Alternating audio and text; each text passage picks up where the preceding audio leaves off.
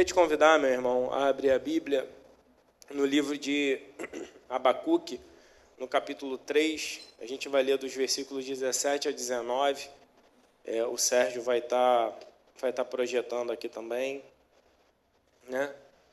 E diz assim um texto: mesmo não florescendo a figueira, não havendo uvas nas videiras, mesmo falhando a safra de azeitonas, não havendo produção de alimento nas lavouras, nem ovelhas no curral, nem bois nos estábulos. Ainda assim, eu exultarei no Senhor e me alegrarei no Deus da minha salvação. O Senhor soberano é a minha força. Ele faz os meus pés como os do cervo, ele me habilita a andar em lugares altos. Para o mestre de música, para os meus instrumentos de cordas. Esse texto que a gente leu, na verdade, o contexto desse livro do profeta Abacuque, ele se passa num período de uma crise iminente que estava se aproximando, né? A Babilônia, naquele período, estava prestes a invadir Judá, que era o reino ali de Israel, onde se passa essa história. E aí o profeta Abacuque, a gente leu o capítulo 3, mas se você voltar no capítulo 1, ele começa esse livro fazendo algumas perguntas, indagando ao Senhor. Até ele estava meio chateado, você vê pelo tom, né, que ele escreve ali o capítulo 1. Eu vou ler 4 versículos do capítulo 1, só para vocês entenderem isso que eu estou falando. Até quando, Senhor, clamarei por socorro sem que tu ouças? Até quando gritarei a ti violência, sem que tragas a salvação? Por que me fazes ver a injustiça e contemplar a maldade? A destruição e a violência estão diante de mim. Há luta e conflito por todo lado. Por isso, a lei se enfraquece e a justiça nunca prevalece. Os ímpios prejudicam os justos e assim a justiça é pervertida. Você vê aqui nessas palavras do profeta Abacuque que ele estava, não diria revoltado, mas ele estava insatisfeito com a situação inconformado com a situação que ele estava vendo com os olhos dele. E é interessante que, se você for ler todo o livro de Abacuque, ele começa com essas perguntas insatisfeitas, assim, mais intensas. E aí, no capítulo 2, o Senhor responde a ele, né? No capítulo 2, e ali ele tem uma visão da soberania de Deus, né?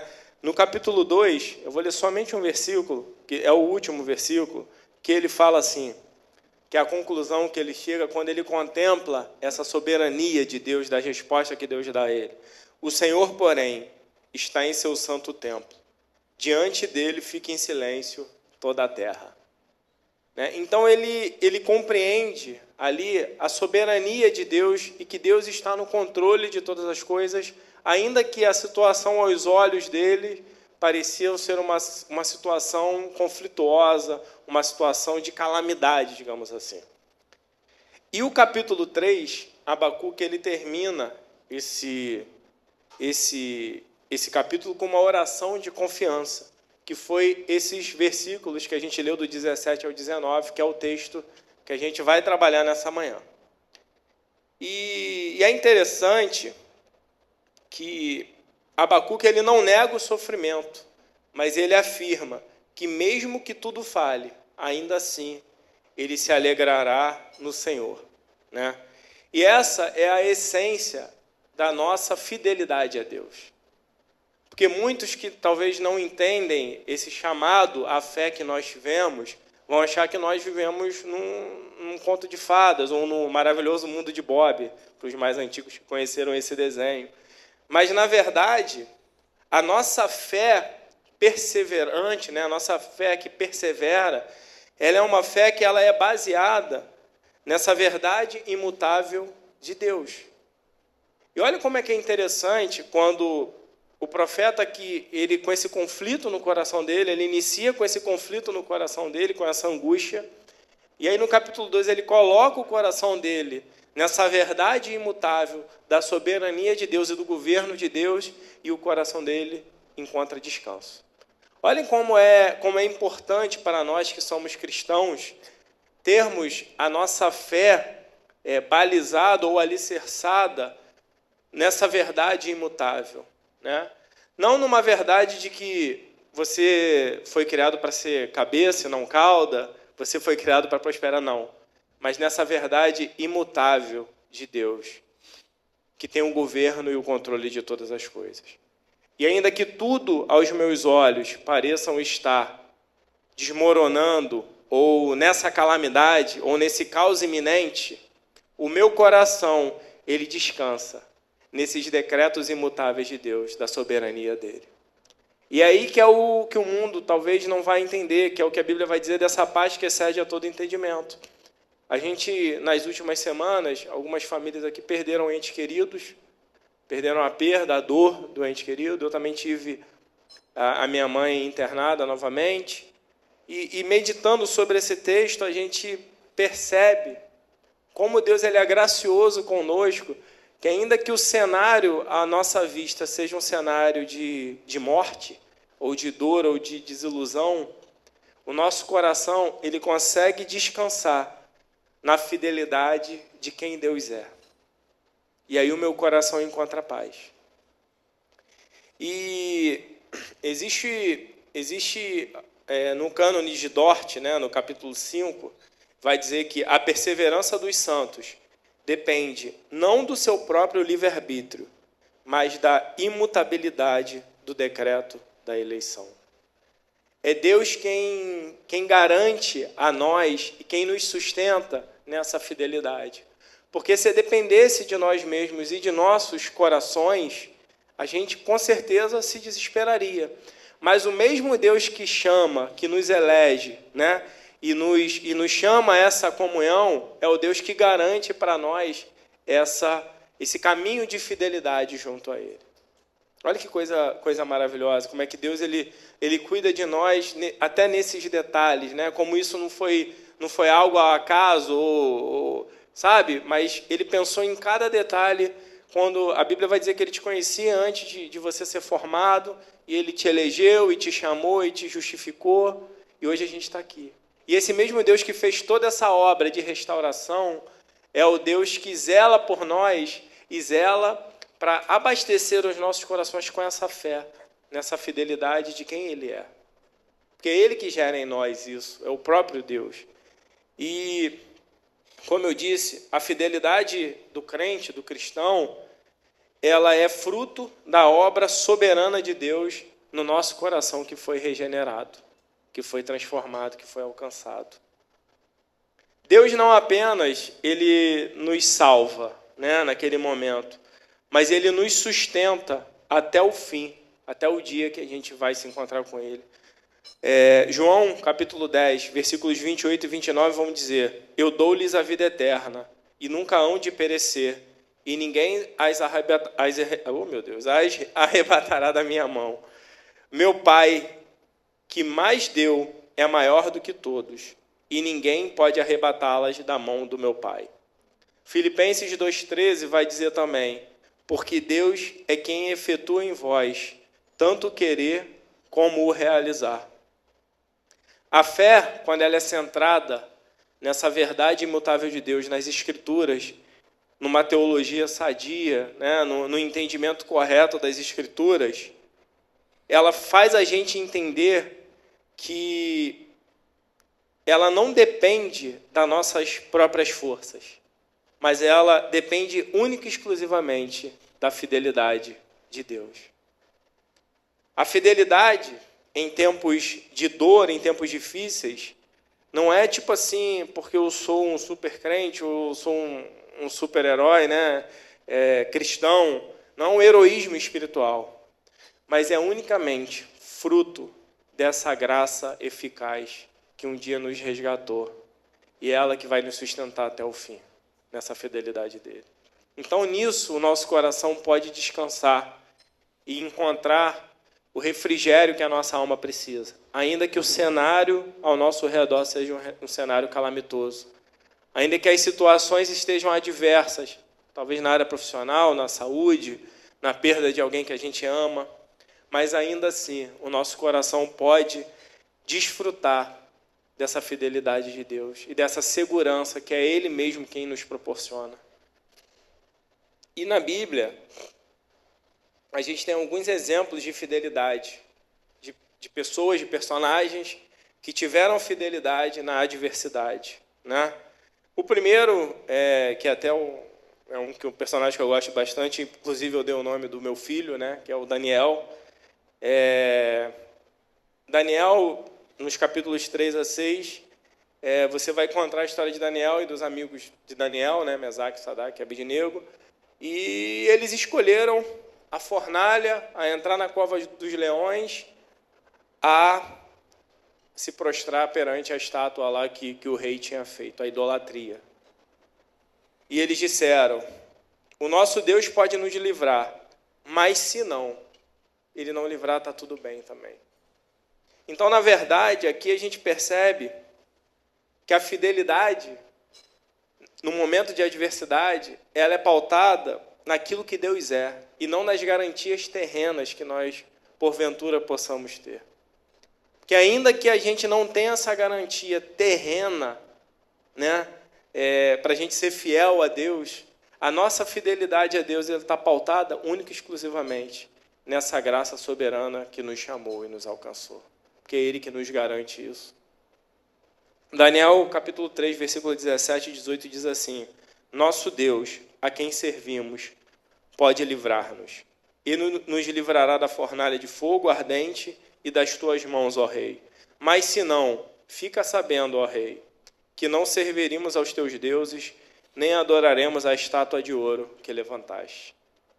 Essa passagem aqui, ela ilustra para a gente algo que todos nós já passamos ou um dia vamos passar na nossa vida. Que a fé em Deus, ela não garante para nós uma vida com ausência de sofrimentos ou de dificuldade, como a gente talvez possa ouvir aí fora. Mas a fé genuína, centrada nas Escrituras Sagradas, ela não garante para nós essa ausência de sofrimento, mas garante para nós uma coisa que ninguém pode tirar de nós, que é a confiança na capacidade de Deus em nos livrar em situações extremas. E garante para nós a fé nessa soberania dele, sabendo que ele tem o controle de todas as coisas. Que ele tem todo o poder para me livrar, mas se ele não quiser me livrar, ainda assim eu seguirei confiando, porque eu sei que os planos dele são maiores que os meus, que aquilo que ele tem planejado para mim é maior do que o que eu possa planejar para mim mesmo, e que ainda assim que os meus olhos eles se fechem nessa vida, o dia que isso acontecer, um dia eles se abrirão para contemplar a grandeza desse Deus que nos resgatou e nos chamou, que a gente não vê, mas que a gente sente na nossa alma, que o Espírito testifica no nosso espírito e que faz a gente estar aqui domingo após domingo adorando o nome dele e não baixando a cabeça em meio às dificuldades. Porque, como o Jó disse, né? Eu sei em quem tenho crido e eu sei que no tempo certo o meu Redentor se levantará ao meu favor. E esse se levantar ao meu favor não é te livrar propriamente dessa adversidade, porque vão ter momentos na nossa vida que o diagnóstico, talvez, terminal vai vir, vai chegar. Mas a minha fé ela não está pautada, como eu disse, nessas garantias terrenas de que eu vou prosperar, de que eu vou avançar, de que eu vou conquistar, não. A minha fé está pautada nesse Redentor que um dia me chamou. E um dia os meus olhos vão contemplá-lo e vê-lo na eternidade. É essa garantia que faz o meu coração experimentar essa alegria que vem do Senhor. Porque se eu for olhar realmente a minha situação, né, que quem está falando para vocês é um grande ansioso, né? Se eu for olhar o meu coração e alimentar a minha ansiedade, eu vou ficar desbaratinado, eu vou ficar perdido. Mas quando o meu coração vai para esse lugar de confiança nessas Escrituras, no lugar certo, né, onde a minha alma encontra a paz, ali eu encontro o descanso que eu preciso, porque eu sei que ainda que tudo possa falhar, o meu Redentor continua no governo de todas as coisas. O Deus Todo-Poderoso continua no governo da minha vida, da minha história, da minha família, daqueles que eu amo, desse mundo que parece caótico, mas Ele continua no governo de todas as coisas. E por isso meu coração pode descansar e pode se alegrar. Um outro exemplo de fidelidade, né, em tempos de adversidade, que a gente pode ver é o próprio Jó, como eu já citei aqui. Jó, se você for pegar a história dele, ele é o Joseph Klimber da Bíblia, né? Tudo que poderia acontecer com ele, aconteceu. Né? Ele perdeu os filhos, perdeu as propriedades que ele tinha, a riqueza dele, perdeu tudo. Mas uma coisa ele não perdeu: a esperança no Deus Todo-Poderoso. E ele disse, né, no momento lá da aflição dele, em Jó capítulo 1, versículo 21, "Nu saí do ventre da minha mãe, e nu tornarei. Bendito seja o nome do Senhor." Algumas versões vão dizer, né, Deus me deu, Deus me tirou, e bendito seja o nome do Senhor. Quando a gente entende que tudo que vem às nossas mãos é fruto da misericórdia e dessa graça de Deus, que é Ele quem dá para nós, quando a gente perde também, a gente sabe que aquele que deu é poderoso para restituir ou não, porque a minha confiança está nele e não nas coisas que Ele pode fazer por mim, ou me dar, ou me proporcionar. Então isso para nós mostra, novamente, que a nossa fé ela não pode estar pautada em garantias que são terrenas, né? Como a Bíblia vai dizer, das coisas que são corruptíveis. Mas a nossa esperança tem que estar naquilo que é incorruptível, que está na glória, junto com Deus. Né? E o maior exemplo de todos, né, que obedeceu até a morte, né, e a morte de cruz, foi Jesus Cristo. Sendo o próprio Deus enviado para morrer no nosso lugar, achado na forma de homem, a Bíblia vai dizer que humilhou-se a si mesmo, sendo obediente até a morte, e até a morte de cruz. Filipenses 2,8 vai dizer isso. Então, o próprio Jesus passou por adversidades aqui, mas não perdeu a fé. No momento até de angústia, ele clamou: Pai, se possível, passa de mim esse cálice, mas todavia que seja feita a tua vontade. No final das contas, a gente precisa confiar nessa soberania de Deus e nesse governo dele, porque ele tem o melhor para as nossas vidas. Ainda que o melhor para as nossas vidas, aos nossos olhos, seja a morte, né? Mas nós que cremos nessa eternidade ao lado de Cristo e nesse chamamento que Ele fez aos nossos corações, a gente pode entender que a morte não é um ponto final. A morte é apenas uma parte, vou dizer para os irmãos, muito importante, para que um dia a gente possa se encontrar com Ele. E todos nós vamos passar por isso. Poxa, mas domingo de manhã você falando uma mensagem assim de morte. Não, mas eu quero que você, nessa manhã, meus irmãos, coloque os olhos naquilo que realmente é importante, que é nessa eternidade ao lado de Cristo. Porque esse mundo realmente, ele é como ele é. Ele é chafurdado no pecado, a gente, sabe, se a gente for olhar para a realidade, a gente realmente vai se deprimir. Mas quando eu coloco os meus olhos nessa esperança eterna, imutável, o meu coração encontra paz. E eu sei que um dia eu vou me encontrar com Ele. E eu vou para esse lugar, onde não vai haver mais choro, nem dor, nem sofrimento, nem angústia. Mas vai haver alegria no próprio Espírito Santo, por misericórdia dele. E aí uma pergunta fica para nós, né? Como a gente pode manter essa fidelidade nesses tempos de angústia e sofrimento e desilusão, talvez? Acho que o primeiro ponto está lá em Salmos, capítulo 1, nos versículos 2 e 3, quando ele vai dizer que o justo é como a árvore plantada junto às águas. Né? E acho que uma forma da gente cultivar e alimentar e nutrir o nosso coração dessa esperança é através dos meios de graça que o Senhor disponibilizou para nós, que são através da oração, da meditação na palavra dele e na comunhão com os santos, que é isso aqui que a gente está vivendo.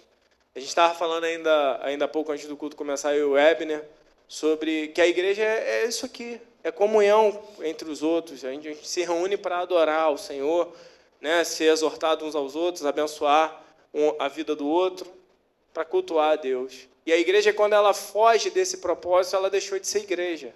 Ela não é mais igreja, ela é qualquer coisa menos igreja. Então, a igreja é esse momento aqui de comunhão.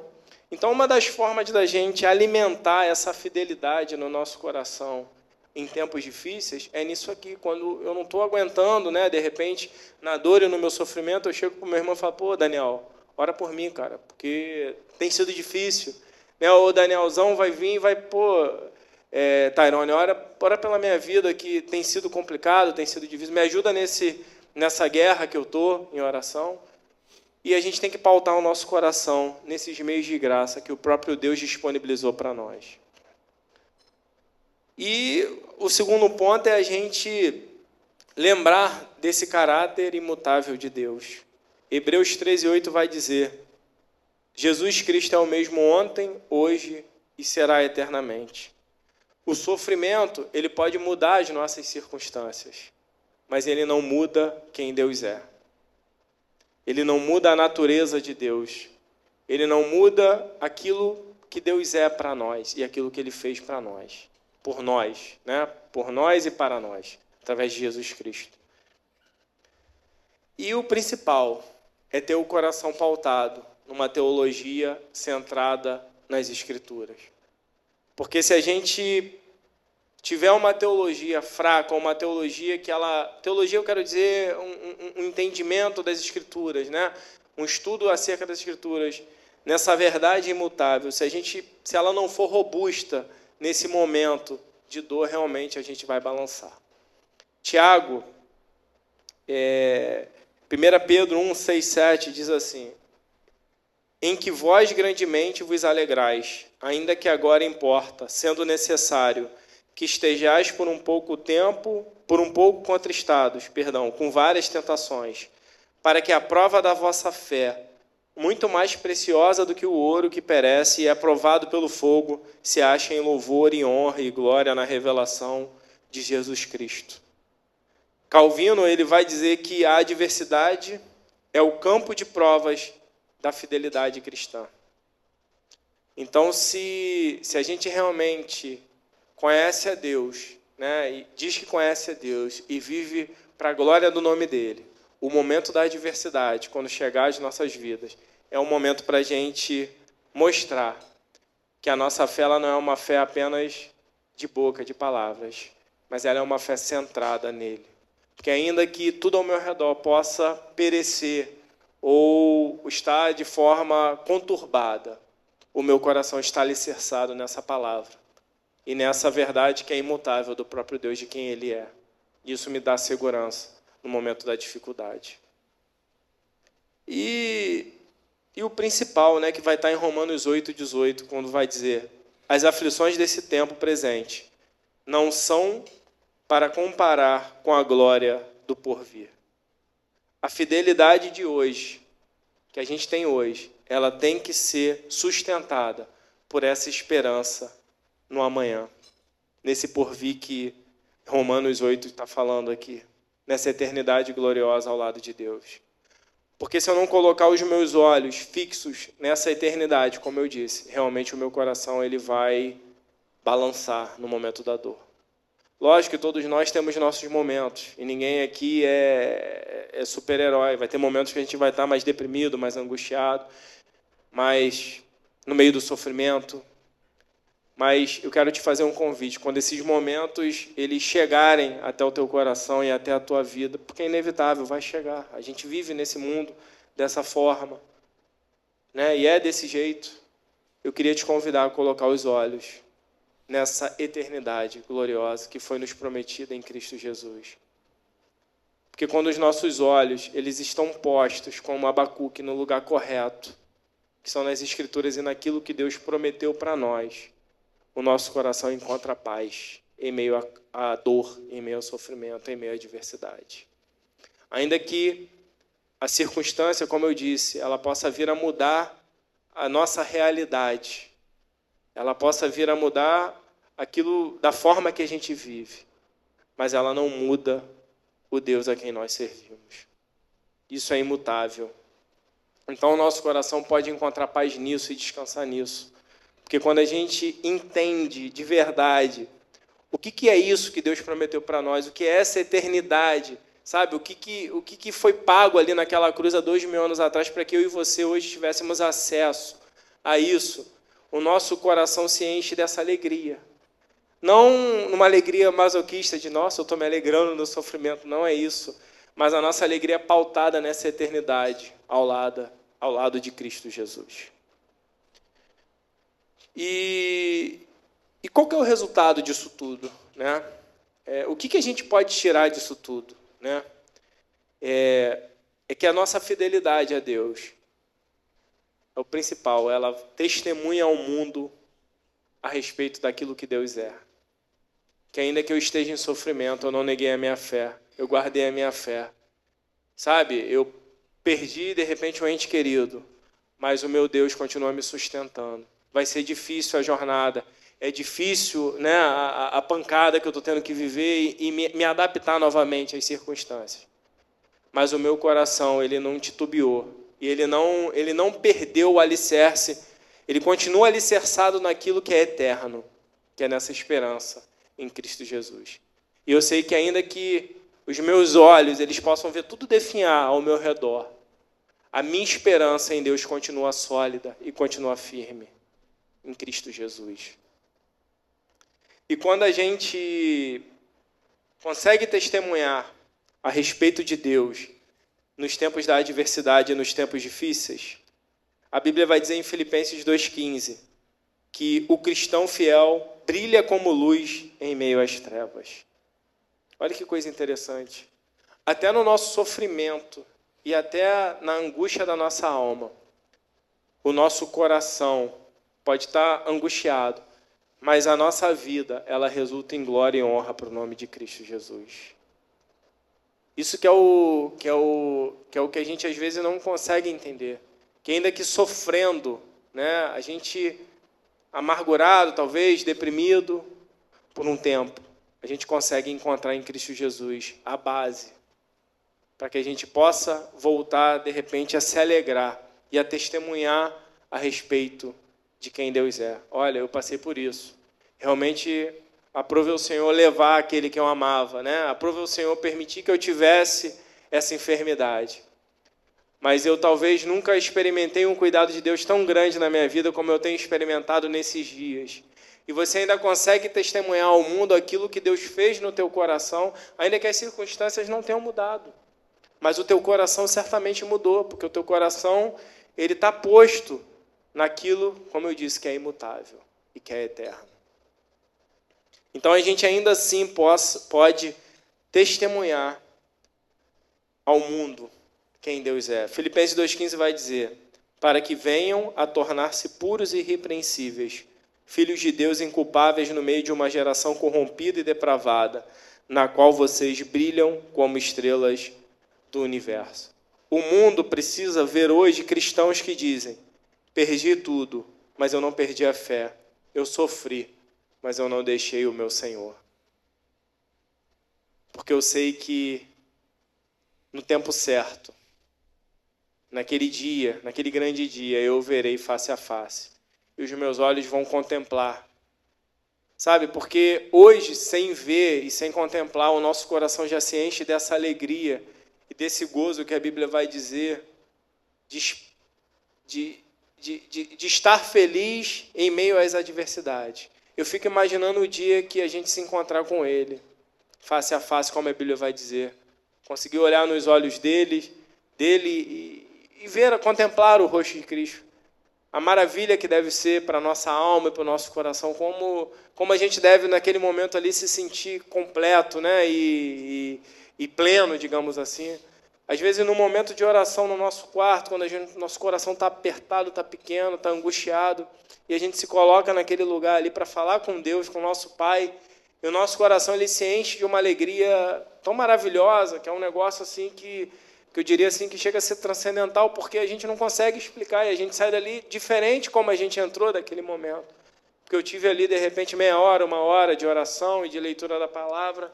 Eu fico imaginando uma eternidade ao lado de Cristo, onde não vai ter mais dor, mais sofrimento, a sua alma vai ser preenchida por completo.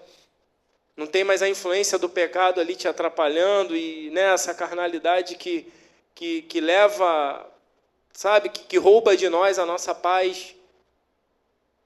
Quão maravilhoso isso vai ser. Por isso, meu irmão, no momento da adversidade, não perca os olhos dessa eternidade. Não tire os olhos dessa cruz de Cristo e de quem Deus é e daquilo que Ele fez para nós, por nós.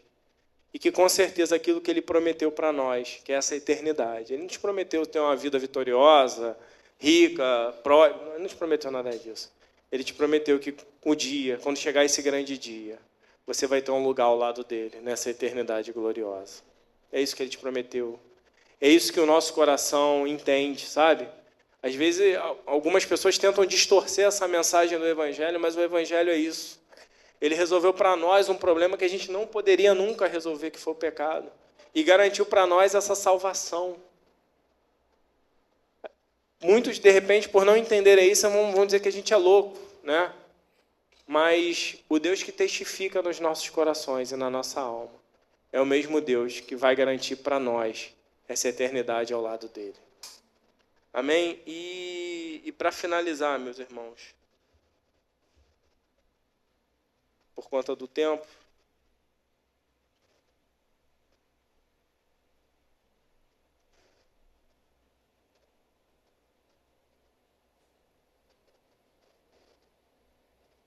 para concluir, a fidelidade no Senhor, ela é alegria no Senhor. Abacuque, ele, voltando nos textos, nos primeiros versículos que a gente leu, ele vai dizer: o Senhor Deus é a minha força e faz os meus pés como os da corça. A fidelidade, ela brota dessa alegria em Deus e não nas circunstâncias. A gente precisa ser fiel, mesmo quando tudo falhar, como está lá em 1 Coríntios 10, 13. Pois o Deus que nos chamou, Ele é fiel para nos sustentar nos tempos de adversidade e nos tempos de dores. Em 1 Coríntios 10, 13, como eu citei, vai dizer que não vos sobreveio nenhuma tentação que não fosse humana, mas fiel é Deus, que não vos deixará tentar acima do que podeis. Antes, com a tentação, dará também o escape, para que possais suportar. O nosso coração, ele encontra paz também nesse versículo. Porque, vou ler novamente, não vos sobreveio nenhuma tentação que não fosse humana, mas fiel é Deus, que não vos deixará tentar acima do que podeis. Antes, com a tentação, dará também o escape, para o que possais suportar. Então, esse escape que o Senhor promete, talvez não seja, de repente, a mudança da situação e da circunstância, mas com certeza será o escape para a sua alma se alegrar e encontrar forças para seguir em Cristo Jesus. Que os nossos olhos estejam postos nessa eternidade e nesse governo de Deus, nessa soberania que governa todas as coisas, inclusive os maus momentos que nós passamos. Não passaram desapercebido do controle de Deus ou do governo dele. Ele continua no controle de todas as coisas. E ainda que a gente não entenda o porquê da gente estar passando tal situação, tal adversidade, ou perdendo tais coisas, que o nosso coração possa encontrar a paz que precisa nessa eternidade gloriosa que nos foi prometida. E nessa certeza imutável de quem Deus é, que não muda, que não tem variação, que continua o mesmo e que será o mesmo eternamente. Queria te convidar a se colocar de pé para a gente estar orando, né, e finalizando esse momento. Depois eu vou estar passando a palavra ao pastor José para estar finalizando o culto. Mas eu queria de verdade que nessa manhã, assim como essa palavra ela falou ao meu coração, que ela também possa falar ao coração de vocês e colocar o nosso coração no lugar exato em que ele tem que estar, que é com os olhos fixos nessa eternidade gloriosa em Cristo Jesus, na certeza desse Deus que é imutável e que continua governando os nossos dias com mão firme e forte. Ainda que ao nosso redor as circunstâncias pareçam muito difíceis, muito dolorosas, porque são, muitas das vezes. Mas quando os meus olhos estão postos nessa eternidade, em quem Cristo é, e nessa imutabilidade de Deus, o meu coração encontra paz e encontra essa alegria para poder seguir. Que nessa manhã você saia daqui com essa certeza que o Deus que te chamou é o Deus que vai te sustentar e tem te sustentado nos momentos de dores, de crises e de adversidade. E vai ser assim até o fim, porque a palavra dele não volta vazia e não pode voltar atrás. Então tenha essa certeza no teu coração, que o Deus que te chamou e te comprou e te regenerou, ele vai te sustentar até aquele dia em que nos encontraremos com ele. Amém? Que o seu coração seja guardado nessa palavra, que seja guardado nessa certeza de quem Deus é e que é imutável. Amém? Vamos orar?